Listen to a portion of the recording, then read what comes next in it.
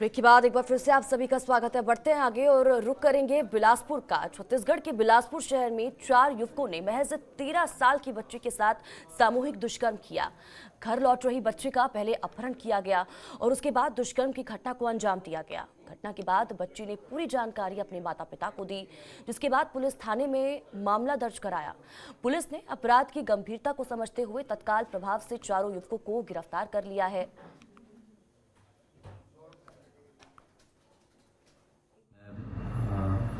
पीड़िता वहाँ से गुजर रही थी, तब कुछ लड़के उसको ज़बरदस्ती समीप की झाड़ियों में ले गए और 4 आरोपियों में से 2 ने उसके साथ अनाचार किया और 2 जो है सहयोगी की भूमिका में थे। इस पर जो है नाबालिग पीड़िता के पिता की ओर से रिपोर्ट की गई। उसमें तत्काल जो है अपराध पंजीबद्ध किया गया था और आज ही जो है चारों आरोपियों को गिरफ्तार कर लिया गया है। वहीं कोरिया जिले में लगातार बढ़ रहे कोरोना को लेकर जिला प्रशासन लगातार लोगों के लिए मास्क को लेकर अभियान चलाया जा रहा है। जहां विकासखंड स्तर के अधिकारियों को कलेक्टर के सख्त निर्देश के बाद मनेंद्रगढ़ में नायब तहसीलदार की अगुवाई में चेकिंग अभियान चलाया गया। मुख्य रास्तों पर बिना मास्क के घूम रहे लोगों के चालान भी काटे गए। साथ ही दुकानदारों को सख्ती से समझाया गया कि अगर बिना मास्क के ग्राहकों को सामान दिया गया तो अगली बार सख्ती से कार्रवाई की जाएगी।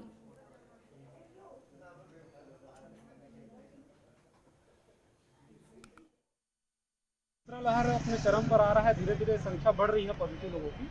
ऐसे में हम लोग आज मास्क पर जो मास्क नहीं लगाए हैं उसके ऊपर चालानी कार्रवाई कर रहे हैं और लोगों को समझाइश भी दे रहे हैं। जो लोग जिनके पास मास्क नहीं है उसको मास्क भी हम लोग यहाँ पर वितरित कर रहे हैं और जिनमें लक्षण दिखाई दे रहे हैं, सिम्टम्स नजर आ रहे हैं, उनको मेडिकल टेस्ट भी यहीं पर स्पॉट पर कराया जा रहा है। और वहीं बिलासपुर के वंदना अस्पताल में विवाद के चलते पूरी रात हाई वोल्टेज ड्रामा चलता रहा। अस्पताल में भर्ती मरीजों को काफी समस्या हुई इसके चलते, जिसके बाद भर्ती मरीजों के परिजन सिविल लाइन थाने पहुंच गए और थाने में ही जमकर धरना प्रदर्शन किया। अस्पतालों के पार्टनरों में आपसी विवाद चल रहा है, जिसमें से एक पार्टनर ने अस्पताल के मुख्य गेट पर ताला लगा दिया है, जिसके बाद मरीजों ने परिजनों को बेसमेंट में से आना जाना करना पड़ रहा है।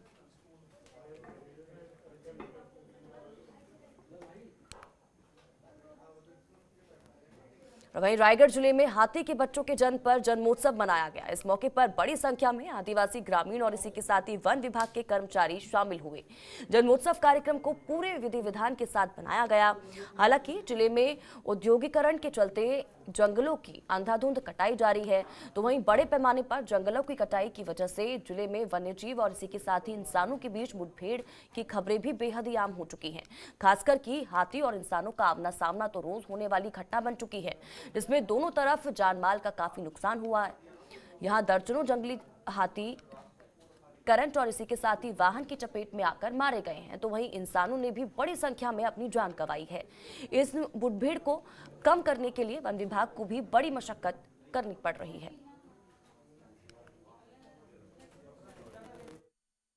हमारे ग्राम पंचायत के जंगलों में पिछले 40 दिन लगभग 30 से 35 हाथियों का दल विचरण कर रहे हैं और ग्रामीणों के बताए अनुसार हम लोग जंगल पे गए थे फॉरेस्ट के कर्मचारियों के साथ और वहाँ पे हथनी ने एक बच्चा को जन्म दिया।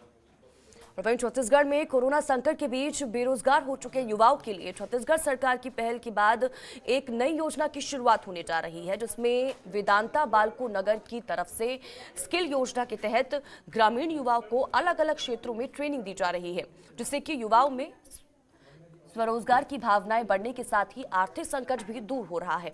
इससे युवा आत्मनिर्भर बनेंगे। तो वहीं इस योजना में अब तक वेदांता की तरफ से 9,000 युवाओं को प्रशिक्षण दिया जा चुका है।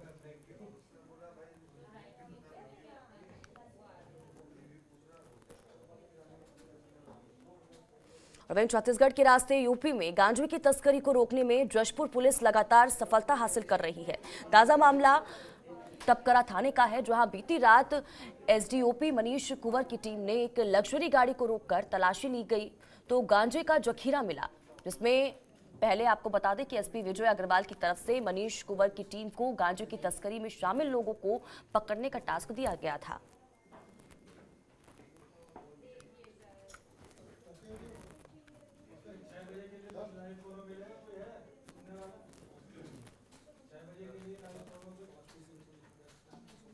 और वहीं राजनांदगांव के लालबाग थाना पुलिस को अंतर्राज्यीय चोर गिरोह को पकड़ने में बड़ी कामयाबी मिली है और गिरोह के 2 चोरों को गिरफ्तार किया है।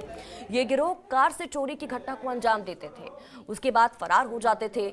आरोपियों के खिलाफ मध्य प्रदेश, महाराष्ट्र और छत्तीसगढ़ में करीब 75 चोरी के मामले दर्ज थे, जिस पर साइबर सेल की मदद से पुलिस ने कार्रवाई करते हुए अंतर्राज्यीय चोर गिरोह का पर्दाफाश किया है और उनके पास से चोरी किए गए चांदी के 3 लाख के गहने भी बरामद किए गए हैं। तो वहीं दोनों को पूछताछ के बाद जेल भेज दिया गया है।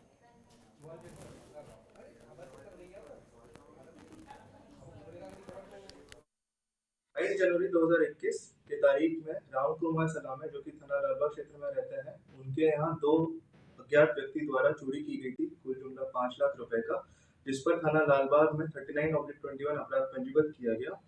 एसपी श्री संतोष सिंह के मार्गदर्शन में टीम गठित की गई, जिसमें थाना प्रभारी श्री राजपूत, एसआई संजय नाग और अन्य लालबाग की टीम, जिन्होंने 2 चोरों को नंदुरबार से अरेस्ट किया और साथ ही उनका जो व्हीकल यूज किया गया था उसको जब्त किया।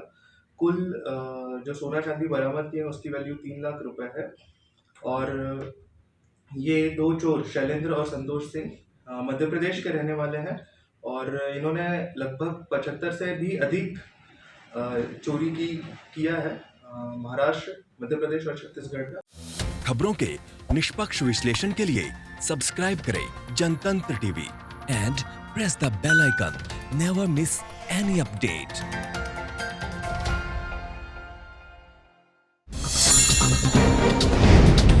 डाउनलोड कीजिए जनतंत्र टीवी ऐप को, जो कि अवेलेबल है गूगल प्ले और ऐप स्टोर पर। अधिक जानकारी के लिए अभी डाउनलोड करें।